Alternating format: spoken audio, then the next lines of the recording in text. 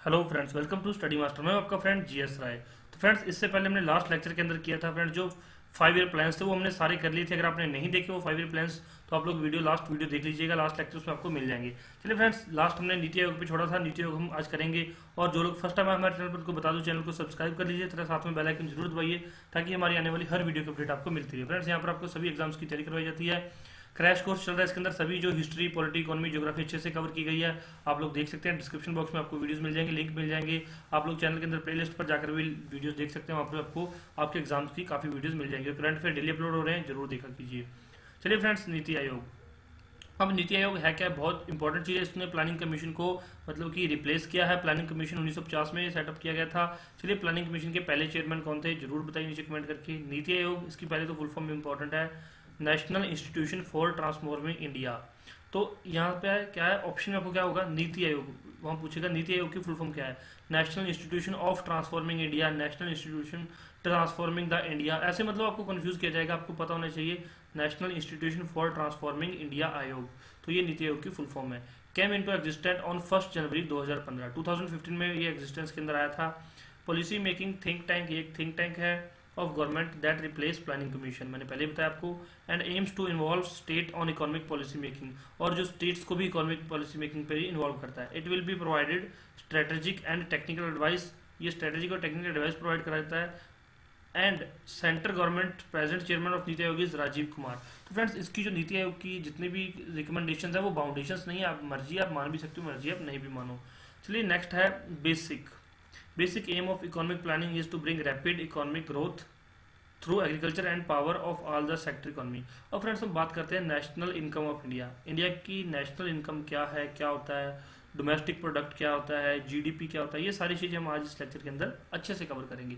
चलिए फ्रेंड्स, सबसे पहले है GDP, gross domestic product at market price, market value of final output of goods and services produced within the country, domestic economy ने period of year. तो friends, जैसे मान लीजिए अब हम जीडीपी की बात करते हैं, भारत की जीडीपी। तो भारत की टेरिटरी के अंदर, जो भारत जितना भी है उसकी जितनी भी टेरिटरी है, उसके अंदर जितनी भी चीज़ें बनाई गई हैं एक साल के अंदर, भारत की जितनी भी टेरिटरी है, चंडीगढ़ है, दिल्ली है, जितनी भी स्टेट्स हैं, यूटीज हैं, सभी को मिलाकर जितनी भी चीज़ें भारत के अंदर बनी है वो भारत की जीडीपी है। आई होप आपको समझ आ गया होगा। एक बार आप इसको डेफिनेशन को पढ़ लीजिए कि जितनी भी चीज़ें भारत के अंदर बनी है वो उस भारत की जीडीपी है। और नेक्स्ट है net domestic product at market price, GDP minus depreciation, उसको बोलते हैं net domestic product, NDP. NDP क्या होता है फ्रेंड्स, जैसे कोई जीडीपी है, जीडीपी हमने जितनी भी चीज़ें बनाई, अब चीज़ों को बनाने में कुछ खर्चा आया होगा, खर्चा अलग चीज़ है, लेकिन उसमें कुछ डेप्रिसिएशन के, मान लीजिए एक मशीन से कोई हम प्रोडक्ट बना रहे हैं, एक मशीन है, इससे कुछ प्रोडक्ट बना रहे हैं, मान लीजिए प्रोडक्ट बनाए, इस मशीन की वैल्यू भी तो घट रही है, ये मशीन सिर्फ 100 प्रोडक्ट बना सकती है, अब इसमें से हमने 10 प्रोडक्ट बना लिया, अब ये 90 प्रोडक्ट ही बना सकती है, तो इसमें कुछ डेप्रिसिएशन हुआ, वो डेप्रिसिएशन कुछ तोड़फोड़ वो हम क्या कर देते हैं, माइनस कर देते हैं, तो हमारी एनडीपी आ जाती है। अब दो चीज़ें आपको कंफर्म हो गई, क्लियर हो गई, जीडीपी और एनडीपी। नेक्स्ट है net domestic product eight factor cost. इसमें क्या होता है, NDP MP minus indirect taxes plus subsidies. तो जो ये एनडीपी है, नेट डोमेस्टिक प्रोडक्ट है, इसमें से क्या इनडायरेक्ट टैक्सेस को माइनस कर देते हैं, और जो गवर्नमेंट सब्सिडी प्रोवाइड कराती है कि कुछ लोग जो खरीद नहीं पाते या जिनको हायर रेट पे नहीं खरीद पाते, अफोर्ड नहीं कर पाते, उनको सब्सिडीज प्रोवाइड करा देती है गवर्नमेंट। आपने पता होगा कि बहुत सारी स्कीम्स चली सब्सिडीज की, तो सब्सिडी ऐड हो जाती है और जो इनडायरेक्ट टैक्सेस है वो माइनस कर दी जाती है, उसको बोलते हैं national domestic product eight factor cost. I hope आपको क्लियर हो गया होगा, नहीं हुआ तो नीचे कमेंट कीजिए, फिर दोबारा से आपको करवा दिया जाएगा। और जो डिस्क्रिप्शन बॉक्स में एक और प्लेलिस्ट दी गई है इंडियन इकोनॉमी की, भारतीय अर्थव्यवस्था, उसमें अच्छे से क्लियर की गई है सारी चीज़ें, आप लोगों वो लेक्चर्स भी देख सकते हैं, वो लेक्चर बिल्कुल हिंदी के अंदर है। नेशनल प्रोडक्ट, अब नेशनल प्रोडक्ट क्या होता है, gross national product at market price, GDP plus net factor income from abroad. अब फ्रेंड्स, जो हमारी जीडीपी है, जो हमने भारत के अंदर जितनी भी चीज़ें बनाई वो हो गई जीडीपी। अब भारत के लोग अब्रॉड में भी रह रहे हैं, मान लीजिए कोई लंदन में रह रहा है, कोई इंग्लैंड में रह रहा है, कोई कनाडा के अंदर रह रहा है, कोई यूएसए में रह रहा है, तो वो लोग वहाँ से कुछ ना कुछ इनकम कर रहे हैं, वो इनकम क्या हो जाती है, हम ऐड कर देते हैं हमारी जीडीपी। मान लीजिए 100 रुपये हमारी जीडीपी, उसमें 20 रुपये हमने बाहर से जो हमारे हुआ है, तो टोटल 120 रुपये हमारा नेट नेशनल प्रोडक्ट हो गया। अब उसके बाद है net national product at market price. तो ये जो जीएनपी है, इसमें से हमने डेप्रिसिएशन निकाल देंगे, क्योंकि कुछ खर्चे भी होंगे, कुछ खर्चे लगे होंगे, वो डेप्रिसिएशन हम फिर माइनस कर देंगे। तो याद रखना है जीडीपी, आप इसको नोट डाउन कर लीजिए। जीडीपी क्या होती है, gross national product, GDP plus gross और plus net factor income from abroad, और जो एनएनपी होता है नेट नेशनल प्रोडक्ट, वो होती है जीएनपी माइनस डेप्रिसिएशन। नेक्स्ट है friends net national product eight factor cost और नेशनल इनकम, जिसको कि नेशनल इनकम बोलते हैं, बहुत इंपॉर्टेंट है। National product minus indirect taxes plus subsidies, तो ये आपको एज इट इज याद करना पड़ेगा, ये एज इट इज आपको फॉर्मूला एग्जाम में पूछा जाएगा। नेक्स्ट है पर कैपिटा इनकम या per capita product income, national income by population. अब जितनी भी नेशनल इनकम, मान लीजिए हमारे नेशन की 100 रुपीज इनकम है और हमारी पॉपुलेशन कितनी है 20, तो हमारा जो net national per capita income आ जाएगी 5, तो इस तरह से निकाली जा सकती है, ये हमारा फॉर्मूला है। अभी हम बात करते हैं इसके अलावा friends, the first estimate of national income was prepared by Dadabhai Naoroji. सबसे पहला जो एस्टीमेट किसने तैयार किया था, दादाभाई नौरोजी ने। पर कैपिटा इनकम वाज कैलकुलेटेड ₹20 इन 1870, तो सबसे पहले 1870 में पर कैपिटा इनकम कितनी थी, 20 रुपये, बहुत ज़्यादा इंपॉर्टेंट है। और 1870 में किसने कैलकुलेट की थी, दादाभाई नौरोजी ने, ये इंपॉर्टेंट चीज़ें हैं। नेक्स्ट है the first scientific estimate was made by professor VKRV Rao using output and income method for the year 1931-32। उसके बाद साइंटिफिक एस्टीमेट 1931-32 में लगाए गए, और मतलब अनसाइंटिफिक जो है वो मेथड्स तो लगते आ रहे थे और हमारे चेक किए जा रहे थे, एस्टीमेट से तो कर रहे थे, लेकिन साइंटिफिक मेथड्स 31-32 में लगाए गए। नेक्स्ट है national income committee was headed by professor PC Mahalanobis. अब ये इंपॉर्टेंट है, नेशनल कमेटी इनकम कमेटी कब सेटअप की गई, 1949 में, और हेड किसने की थी, PC महलनोबिस, तो याद रख लीजिए। Provided for the first time comprehensive and data for national income in 1954, तो पहली बार उन्होंने डाटा कब दिया, 1954 के अंदर।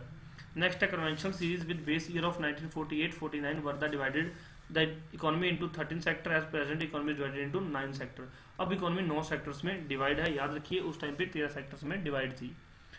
उसके बाद फ्रेंड्स आप इंडिया में रहते हैं, तो इंडिया में टैक्स एक बहुत बड़ी, मतलब कि आपको पता है कि चीज़ हो गई, इकोनॉमी के अंदर टैक्स बहुत बड़ी चीज़ है। अभी जो बजट के अंदर भी टैक्स के बारे में काफ़ी क्वेश्चंस आ जाते हैं, तो हम टैक्स के बारे में पढ़ेंगे, टैक्स होता क्या है। फ्रेंड्स हम कुछ भी बनाते हैं, भारत के अंदर कोई भी चीज़ बन रही है, उसके अंदर कुछ सेंटर टैक्स लगा रहा है, कुछ स्टेट टैक्स लगा रही है, कुछ लोकल टैक्स होते हैं, वही हम पढ़ने की कोशिश करेंगे, इसमें समझने की कोशिश करते हैं। चलिए फ्रेंड्स, सबसे पहले direct tax. The term direct tax generally means the tax paid directly to the government by the person on whom it is imposed. मान लीजिए ये किसी पर्सन पे, जैसे कि मुझ पे टैक्स लगा तो मैंने पे किया है, वो होता है डायरेक्ट टैक्स। उसको बोलते हैं डायरेक्ट टैक्स, कि जिस पर्सन पे लगाया गया सिर्फ वही पेमेंट कर रहा है, किसको, गवर्नमेंट को, उसको बोलते हैं डायरेक्ट। और दूसरा होता है indirect tax. An indirect tax is a tax collected by an intermediary from the person who bears the ultimate economic burden on the tax. अब इसमें क्या है कि जो इनडायरेक्ट टैक्स है वो पे तो कोई और बंदा करता है, लेकिन कलेक्ट कोई दूसरा बंदा करता है। जैसे कि आप प्रोडक्ट खरीदते हैं, अब प्रोडक्ट पे टैक्स जो है वो दुकान वाला आपसे ले रहा होता है टैक्स, लेकिन वो पे तो हम कर रहे हैं, लेकिन वो आपसे कलेक्ट करके आगे पे कर रहा है। पे ये कर रहा है, लेकिन भर कौन रहा है, हम भर रहे हैं, हम दुकान वाले को दे, दुकान वाला आगे पे करता है। The government of India earns maximum from corporate income tax, तो ये बहुत इंपॉर्टेंट पॉइंट है कि जो गवर्नमेंट ऑफ इंडिया को सबसे ज्यादा कमाई कहाँ होती है, कॉर्पोरेट इनकम टैक्स से कमाई होती है। चलिए सारी चीजें आपको बताएंगे, डायरेक्ट टैक्स कौन से, इनडायरेक्ट टैक्स कौन से हैं, देख लीजिए, पूरा एक टेबल है। और अगर अभी तक आप लोगों ने चैनल को सब्सक्राइब नहीं किया तो चैनल को सब्सक्राइब कर लीजिए, साथ में बेल आइकन जरूर दबा लीजिए। और आपको अगर स्टडी मटेरियल चाहिए तो आप हमारी वेबसाइट विजिट कर सकते हैं, डिस्क्रिप्शन बॉक्स में हमारा जो लिंक दिया गया है, वेबसाइट पर जाकर आप लोग डाउनलोड कर सकते हैं सारी पीडीएफ्स। और आप हमारा टेलीग्राम चैनल भी ज्वाइन कर सकते हैं, वहाँ पर भी आपको फ्री पीडीएफ्स प्रोवाइड कराई जाती हैं।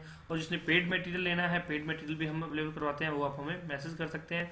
डिस्क्रिप्शन बॉक्स में नंबर दिया गया, टेलीग्राम पे हमारे नंबर्स प्रोवाइड कराए गए हैं।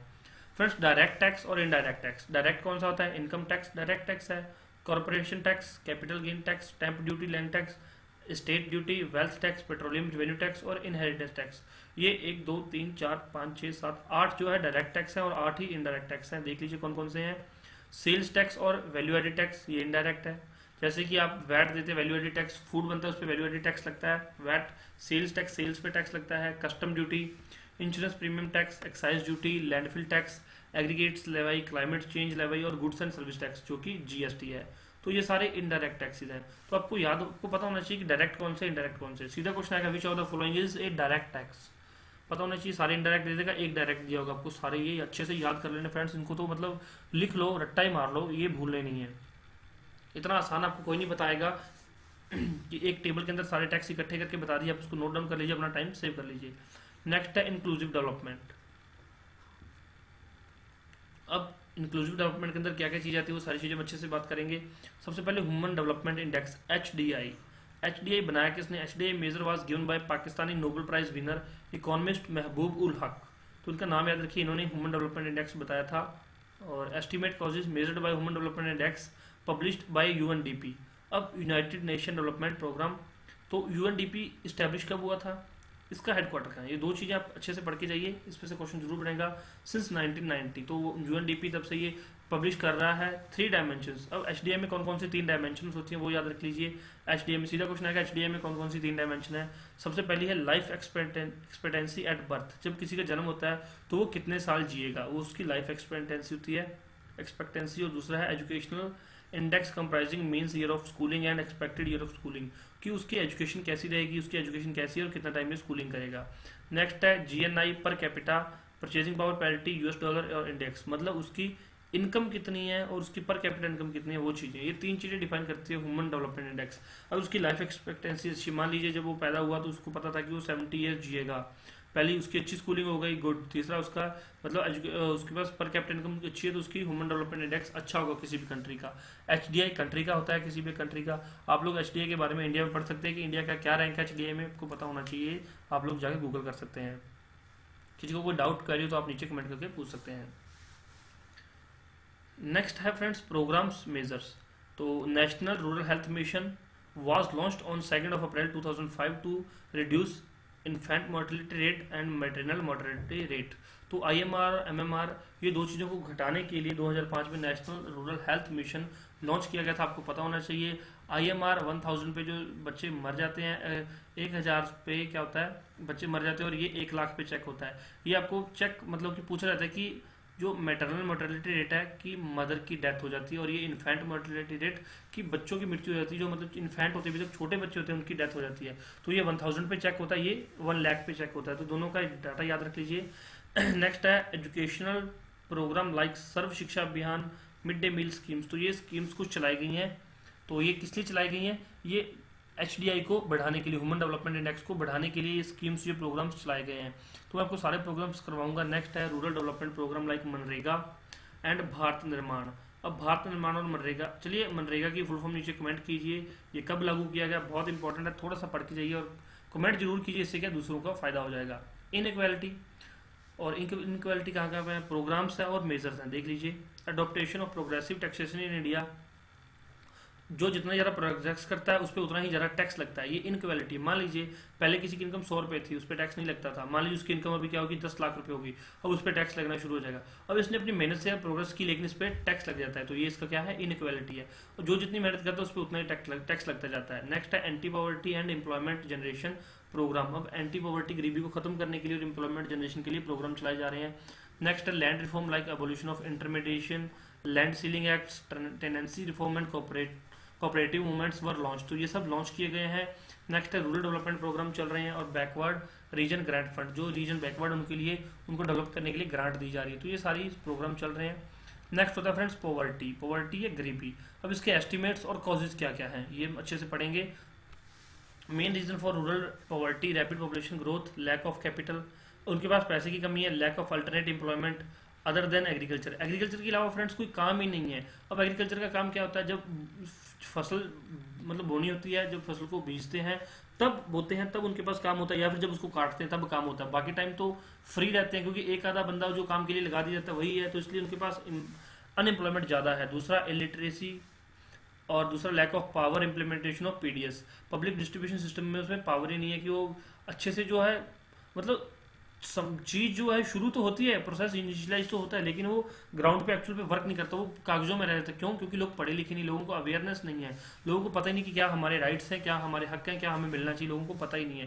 तो इसकी वजह से गरीबी बढ़ती जा रही है। आपने देखा होगा बहुत सारे राशन डिपो वाले खुद ही अपना जो माल हड़प जाते हैं, वो देते ही नहीं लोगों को, हालांकि वो पीडीएस पब्लिक के लिए है, वो डिस्ट्रीब्यूशन के लिए लगाया गया है, लेकिन वो लोगों को मिलता ही नहीं है। तो ये बहुत सारी ऐसी एग्जाम्पल्स हैं, न्यूज़ में आए दिन कुछ ना कुछ आता रहता है न्यूज़पेपर में।